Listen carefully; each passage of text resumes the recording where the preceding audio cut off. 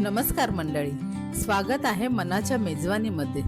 आज आपण घेऊन आलो आहोत खास कोकणच्या चवीचा राजा सुरमई थाळी। खमंग, झणझणीत आणि तोंडाला पाणी सुटेल अशी सुरमई फ्राय, त्यासोबत मसालेदार कालवण, भात, तांदळाची भाकरी आणि सोलकढी, एकदम पूर्ण कोकणी मेजवानी। तर चला सुरमई थाळीचा आस्वाद घेऊया फक्त मनाच्या मेजवानीमध्ये।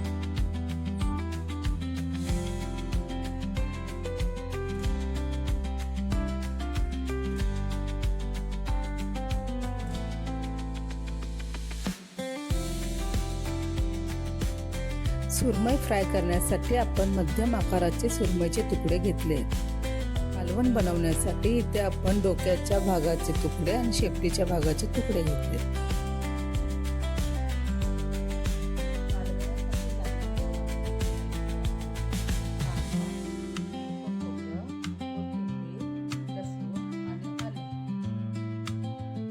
चला तर मग आपण सुरमईचं कालवण करण्यासाठी लागणारं साहित्य आहे ते बघूया।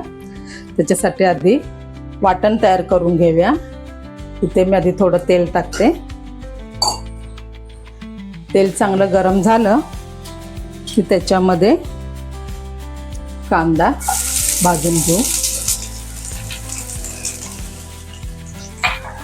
कांदा चांगला लालसर होईपर्यंत भाजून घ्यायचा।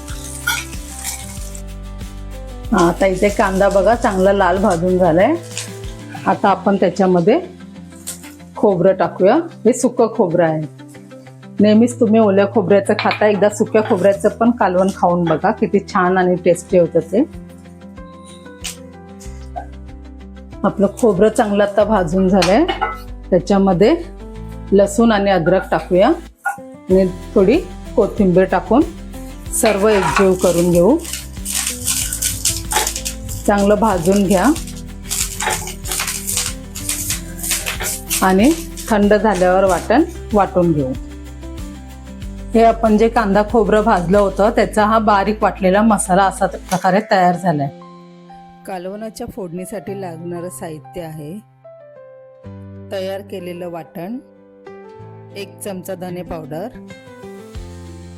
2 ते 3 चमचे मालवणी मसाला, 1 चमचा लाल तिखट, अर्धा चमचा हळद, 5 ते 6 कोकमाच्या फोडी, कढीपत्ता, उभ्या चिरलेल्या हिरव्या मिरच्या। इथे मी थोडं तेल घेते, 2 चमचे तेल घेतले। त्याच्यामध्ये घालूया कढीपत्ता, 2 हिरव्या मिरच्या, कोकम, हळद अर्धा चमचा आहे, 1 चमचा तिखा लाल आणि 2 चमचे मालवणी मसाला, 2 चमचे धना पावडर आणि हा जो आपण मसाला वाटला आहे तो 2 चमचे, मोठे 2 चमचे भरून घ्या आणि सर्व एकत्र करूया।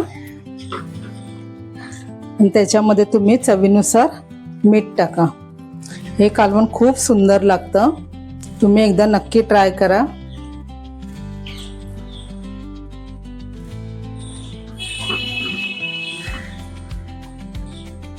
आता त्याच्यामध्ये चवीनुसार मीठ टाकूया आणि हे मच्छीचे तुकडे त्याच्यात टाकून देऊ। हे आपण सर्व कच्च्या तेलामध्येच केलं आहे, त्याला फोडणी द्यायची नाही। आता सर्व एकजीव झालं, चांगला मसाला मच्छीला लागला की आपण त्याच्यात थोडं पाणी घालूया। तुमच्या अंदाजाने तुम्हाला जेवढं कालवण पाहिजे असेल त्या हिशोबाने तुम्ही पाणी घालू शकता। आता हे आपण गॅसवर ठेवून देऊ। आता आपण हे गॅसवर ठेवलंय, त्याला चांगली उकळी येऊ देऊया। त्याच्यावर 5 मिनिटं एक झाकण ठेवून देऊ।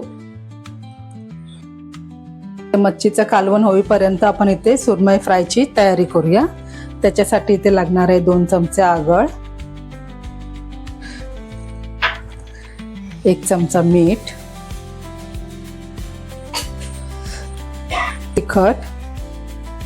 तिखट तुमच्या अनुसार घ्या, हळद, आणि 1 चमचा धना पावडर, 1 मोठा चमचा अद्रक लसूणची पेस्ट. हे सर्व मच्छीला लावून घ्या आणि चांगलं एकजीव करा, म्हणजे पूर्ण मच्छीला तो मसाला लागेल. आणि त्याला 5-10 मिनटं ठेवून देऊ आपण असंच, म्हणजे छान मुरून.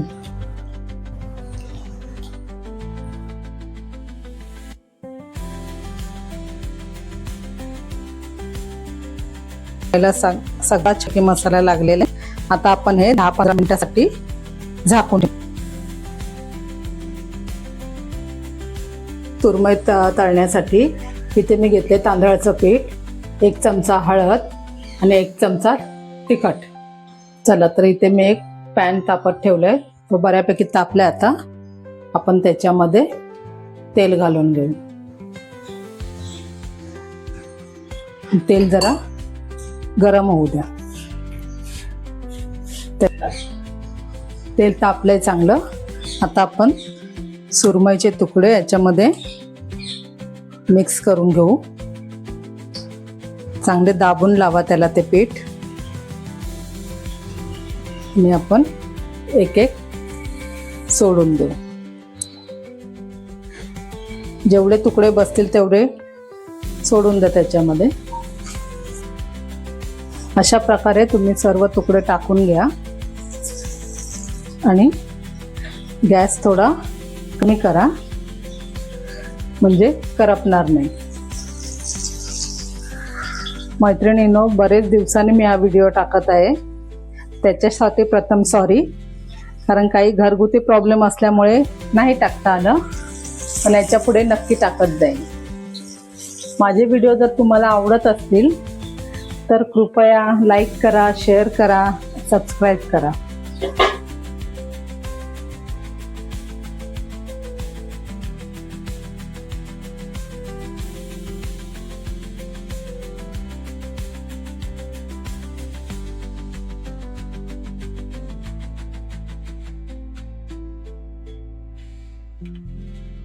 ते आपली सुरमई छान फ्राय झाले.